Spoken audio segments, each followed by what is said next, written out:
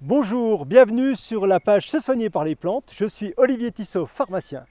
Je propose de vous faire découvrir dans les prochains jours des plantes que vous allez retrouver, j'espère, rapidement dans les prés, dans les sous-bois, dans les bois. Ce sont des plantes qui ont des propriétés souvent culinaires, mais aussi des propriétés phytothérapiques. Ce que je compte faire, c'est de vous montrer ces plantes, de vous montrer leurs critères d'identification et puis de vous montrer et de vous expliquer à quoi elles peuvent servir. On y va.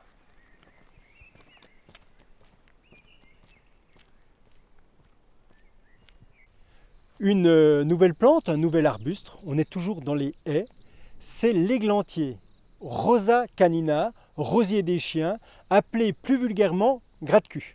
Alors c'est un arbuste qui a aussi toute une histoire.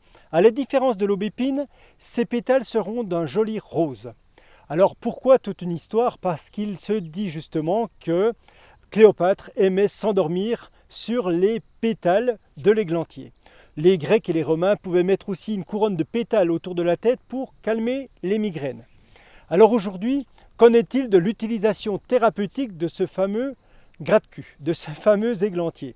Ce que l'on va utiliser, ce sont les petits cynorrhodons, les fruits de l'églantier. Ces cynorrhodons qu'on va ramasser après les gelées en hiver, qu'est-ce qu'ils ont? Ce sont nos baies de goji à nous. En France, ce sont des fruits qui vont être très riches en vitamine C. Ils auront une action antioxydante qui sera de tout premier ordre. C'est vraiment quelque chose qui va être très tonique. On pourra aussi en faire d'un point de vue culinaire. Qu'est-ce que l'on va faire? On va faire une gelée avec ces cynorrhodons, une gelée qui sera très goûteuse, très prisée de certains cuisiniers.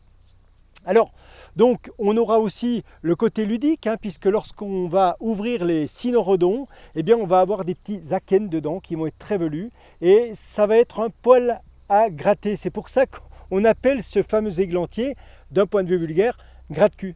Et il faut savoir aussi une chose, c'est lorsque l'on prend les cynorrhodons d'Amérique du Sud, on prend les petites graines de cet arbre, de cet églantier, on va les écraser, on va obtenir une huile, et cette huile, ça va être l'huile de rose musquée qu'on peut retrouver dans certains magasins diététiques et certaines pharmacies.